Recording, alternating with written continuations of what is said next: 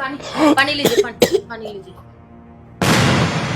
क्या कदर मचा रखा है, ना खुद सोते हो ना दूसरों को सोने देते हो। अरे जीना हराम कर रखा है, मरते भी नहीं हो तुम लोग। बहू वो बुखार ज्यादा हो गया तो इसी वजह से पूरा घर सड़ा रखा है। छी छी, कितनी गंदी बदबू आ रही है। अरे तुम्हारी जिंदगी जितनी कटनी थी तुम्हारी तो कट ली, अरे कम से कम दूसरों को तो जीने दो। तुम्हारी वजह से मैं और मेरे बच्चे भी बीमार हो चुके हैं।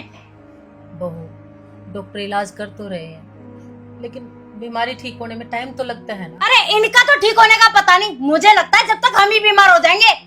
तुम्हारी ये बीमारी मेरे बर्दाश्त के बाहर हो चुकी है।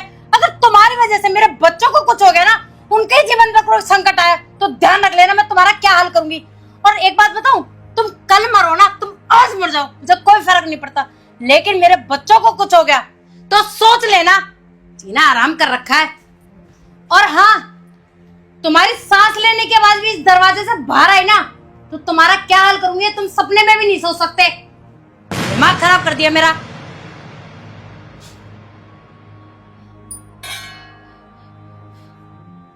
पुष्पा रो मत।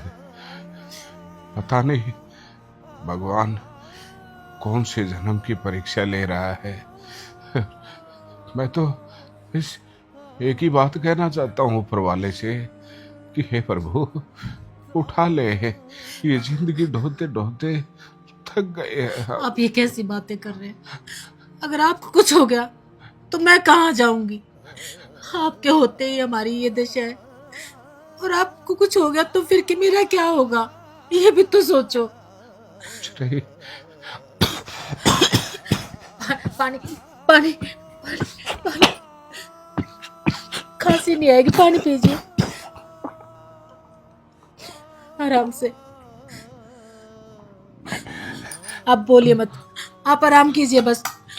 तेज मत बोल, नहीं तो बहू को आवाज सुनाई देगी, वो फिर आ जाएगी, आप आंखें बंद करके सो जाइए बस। हेलो। तुम हो क्या? क्या हुआ आज? तो कुछ मूड ठीक नहीं लग रहा। रमेश जाके चेंज कर लो। अरे क्या हुआ अर्चना, इतना गुस्सा क्यों कर रही हो? यार मुझे बात नहीं करनी ना, एक हफ्ते से सो नहीं पाई हूँ मैं। कारण है तुम्हारा बाप, सारे दिन और रात खांसते रहते। एक तो सारे घर में गंदगी मचा रखी है, मैं बीमार हूँ, मेरे बच्चे बीमार हैं।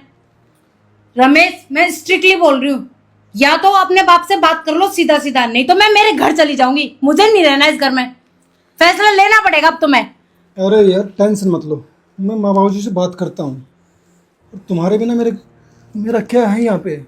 जो कुछ है तुम ही तो मेरी। जब ऐसा है ना तो कर लो अपने बाप से बात, आ रही बात समझ में, और तभी मुझसे बात करना। गुस्सा मत करो, चाय बना लो, तब तक मैं चेंज करता हूँ, फिर बात करते हैं, ठीक है?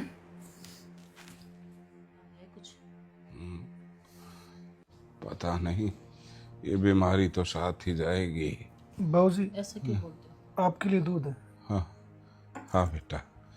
और बेटा तू ठीक है? मैं ठीक हूँ बाबू जी, आपकी तबीयत ठीक है? बस पता नहीं बेटा क्या होगा क्या नहीं। बाबू जी मुझे आपसे कुछ बात करनी थी। हाँ बेटा, मुझे भी तुमसे कुछ बात करनी है। आपको बात करनी है? हाँ हाँ बोलिए ना बाबूजी, क्या बात है? नहीं रमेश, पहले तुम बताओ तुम्हें क्या बात करनी है। नहीं माँ, पहले बाबूजी से पूछते हैं ये क्या कह रहे हैं। हाँ बोलो बाबूजी। रमेश बेटा, पता नहीं जिंदगी का ये सफर कब खत्म होगा।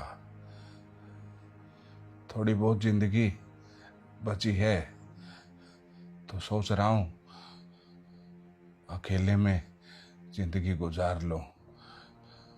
बहू को काफी परेशानियां हो रही हैं हम दोनों से। वो भी अपनी जगह ठीक है, अब बीमार शरीर है, रात को कई बार नींद नहीं आती, जिससे उनकी नींद खराब हो जाती है। तो मैंने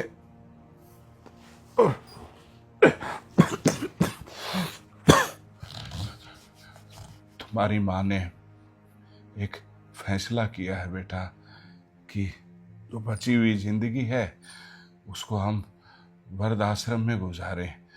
इससे क्या है कि हमारा भी वहाँ पर बुजुर्गों के साथ समय व्यतीत हो जाएगा और आप लोगों को भी कोई दिक्कत नहीं होगी।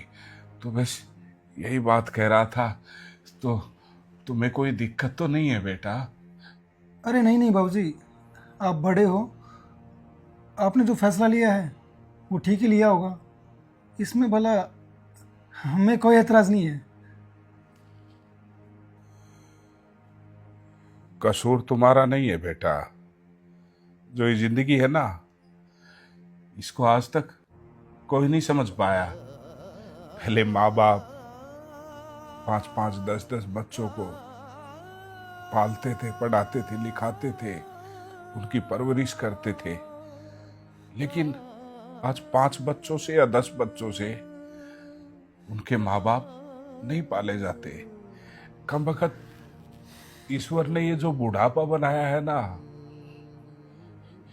ये गलत बनाया है। या तो ईश्वर जवानी में ही इंसान को अपने पास बुला ले। अगर बुढ़ापा, मैं तो इससे सवाल भी करता हूं कि बुढ़ापा देता है तो कम से कम ऐसा तो दे कि जिससे बच्चों में और माँ बाप में कोई झगड़ा ना हो। हर दूसरे घर की कहानी है, अपने घर की कोई नई कहानी नहीं है। और तुम्हारी बातों से लग रहा था, तुम आते ही बोल रहे थे बाबूजी मुझे तुमसे बात करनी है। तो मेरे ख्याल से यही विषय होगा। तो बस यही सोच के कहा बेटा भी बहू भी खुश रहे और हम भी खुश रहे। जो ये मकान है ना बेटा, ये तुम्हारी माँ के नाम है। जब इसका जन्मदिन आया था तो मैंने इसको गिफ्ट किया था। तो इस मकान से तुम्हारी माँ तो नहीं जा पाएगी और तुम्हारी माँ के बगैर मैं नहीं रह सकता, क्योंकि एक यही तो है मेरा सहारा। बेटा बहू सबको देख चुका हूं मैं। तो बस तो बेटा और बहू और बच्चे, तुम अपना रहने का कहीं और इंतजाम कर लो, क्योंकि बहुत से परिवार ऐसे हैं जिन पे घर में उनकी इज्जत नहीं होती। तो उन बुजुर्गों को, उन बहनों को, उन भाइयों को इसी घर में रखूंगा मैं। और इस घर को मैं एक वृद्धाश्रम का स्वरूप दूंगा। तो मैं ज्यादा ना तो लड़ने की अक्षमता रखता हूं और ना ही तुम लोगों को धमकाऊंगा इस विषय में, क्योंकि कसूर तुम्हारा नहीं है। बस ये सृष्टि का ही नियम चल रहा है। तो मेरी हाथ जोड़ के प्रार्थना है कि आप बच्चों के साथ ये घर छोड़ दीजिए, कहीं और रह लीजिए। बाबूजी ये क्या कह रहे हो आप? हाँ, हम कहाँ जाएंगे? और छोटे छोटे 2 बच्चे, उनको लेके कहाँ जाएंगे हम लोग? बेटा शायद तुम भूल चुकी हो कि जिंदगी के जिस पड़ाव में हम दोनों हैं, उस पड़ाव में एक दिन आप लोगों को भी आना है। और जैसा हम अपने बुजुर्गों के साथ करते हैं ना, वैसा ही हमारे साथ होगा। तुम्हारे भी बच्चे बड़े होंगे, उनकी शादियां करोगे, उनकी बहुएं आएंगी, और फिर तुम किसी कोने में खास रहे होगे तो वो आके ये बोलेगी खबरदार, इस घर से अगर सांस की भी आवाज आई तो वो सांस की आवाज हम आपको परेशान नहीं करेगी। आप चले जाइए यहाँ से। नहीं बाबूजी, ऐसे मत करो बाबूजी हमसे गलती होगी बाबूजी, हमें माफ कर दो। बेटा मैं तुम्हें माफ कर दूं, लेकिन मैं दोबारा वही दिन नहीं देखना चाहता जो दिन बहू हमें पिछले 2 महीने से दिखा रही है। कितना हमें तो तुम्हारी माँ को बोला था कि बेटे को कुछ मत बताना, हम चुप थे। लेकिन अब बात बर्दाश्त से बाहर हो गई थी बेटा, और अब मैं भी इस बात को और बर्दाश्त नहीं करूंगा। तुम यहाँ से चले जाओ। आप लोग मत करो ये ड्रामा। क्या दिखाना चाहते हो तुम? कि मैं तुझे माफ कर दूं तुम दोनों को? कल फिर एक सिलसिला शुरू हो जाए कि ये इसकी वजह से मेरे बच्चे बीमार हैं। हाथ जोड़ता हूँ, मेरा हाथ न उठ जाए। नहीं बाबूजी, निकल जाओ। पुष्पा, इनको मेरी नजरों से दूर कर दो। मैं यही सोचूंगा कि मुझे कोई औलाद नहीं है। नहीं है। आप इतना गुस्सा मत कीजिए, आपको कुछ हो गया तो मेरा क्या होगा? नहीं बाबूजी।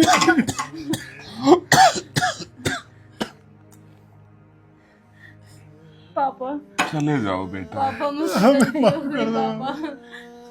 मैंने आपको हमेशा अपना ससुर समझा, पर मैं वादा करती हूँ आज के बाद मैं हमेशा आपको अपने पिता समान समझूंगी। पुष्पा, क्या इस बात की तू जिम्मेवारी ले रही है कि हमें ये ताने नहीं मिलेंगे? अगर बच्चे बोल रहे हैं हम माफ कर देते हैं। बाबूजी, आइंदा कोई शिकायत नहीं आएगी बाबूजी। आखिरी गलती मैं लेता हूँ गारंटी बाबूजी। हमारे पोता पोती भी तो है, उनका क्या होगा? कम से कम उनके लिए इनको माफ कर दो। पुष्पा, तुझे पता है मैंने आज तक जिंदगी में तेरी बात को कभी नकारा नहीं है। हाँ मुझे पता है। तू कह रही है तो मैं ये मोहलत दे सकता हूँ, लेकिन खबरदार, अगर दोबारा ऊंची आवाज में हमसे बात की तो तुम हमारे लिए मर चुके हो और मैं तुम्हारे लिए मर चुका हूँ। ऐसा कभी भी नहीं होगा पापा, कभी भी नहीं होगा। बाबूजी, हम पर नहीं तो कम से कम आप अपने पोता पोती में तो तरस खाइए। सॉरी पापा, माफ कर दो मुझे। ah